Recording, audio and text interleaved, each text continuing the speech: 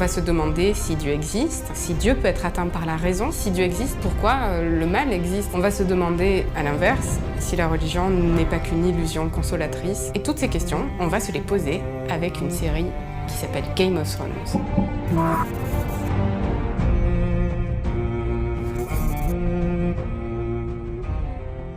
Nous allons d'abord nous tourner vers un personnage qui s'appelle Stannis Baratheon. Dès qu'il apparaît à l'écran, on le voit accompagné de la sorcière rouge Lady Mélisandre. Il apparaît complètement aliéné à cette femme, il fait tout ce qu'elle lui demande. Tout ça parce que Mélisandre lui avait dit que telle était la volonté du dieu. The night is dark and full of terrors.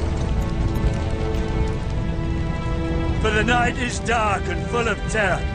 Dans Crânes et Tremblements, Kierkegaard va défendre la thèse que Dieu ne s'atteint pas par la raison. Il faut, pour avoir la foi, rompre avec la rationalité. Cette conception s'appelle le fidéisme. Kierkegaard va prendre l'exemple d'un personnage, la figure d'Abraham. Stannis, c'est Abraham, c'est ce croyant auquel Dieu avait donné un fils. Et puis quelques années après, Dieu lui dit que ce fils qu'il lui a donné, il faut maintenant le sacrifier. Cela paraît fou, cela paraît absurde, et pourtant Abraham choisit d'obéir à cet ordre de Dieu, se rend au sommet d'une montagne avec son fils qui lui pose des questions, et Abraham ne répond pas.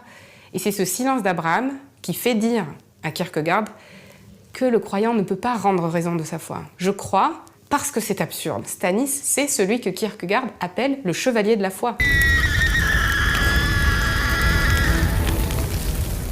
Pour Épicure, les dieux existent, oui, mais les dieux sont indifférents aux affaires humaines. C'est pourquoi, pour les épicuriens, les prières sont vaines et tout acte que l'on pourrait faire pour plaire à Dieu est totalement inutile. Les dieux se désintéressent de nos affaires. Et Cersei incarne bien ce point de vue. What are you doing? Praying. Praying to the gods to have mercy on us all. The gods have no mercy, that's why they're gods. Tyrion pense, comme Spinoza, que la foi est une forme de superstition qui gagne le cœur des hommes parce que les hommes ignorent tout de la véritable nature des choses. Dans la série, on a le personnage de Tywin Lannister, le père de Tyrion donc. Men love to blame demons when their grand plans unravel.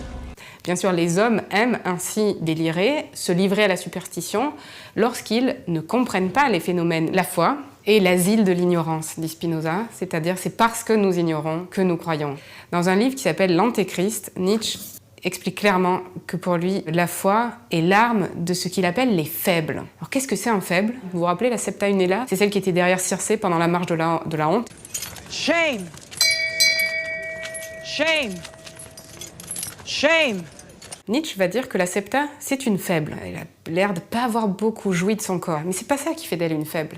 Ce qui fait d'elle une faible, c'est que son incapacité à jouir de son corps, au lieu de l'accepter, elle va en faire une vertu. Cette transmutation de la faiblesse en force, ce tour de passe-passe, c'est exactement la naissance de la morale pour Nietzsche. En résumé, si vous tombez sur la religion le jour du bac, faites comme moi. N'exprimez pas du tout vos opinions personnelles, il ne s'agit pas de cela, mais pensez plutôt, comme je l'ai fait, à des philosophes, et donc pensez à Kierkegaard, Crânes et Tremblements, et à son idée du saut de la foi. Pensez à Épicure et à sa thèse selon laquelle les dieux n'interfèrent pas dans les affaires humaines. Vous pensez aussi à Spinoza, qui considère que la foi est l'asile de l'ignorance, et pensez à Nietzsche, qui dans l'Antéchrist explique que la foi est un discours qui vise à consoler les faibles.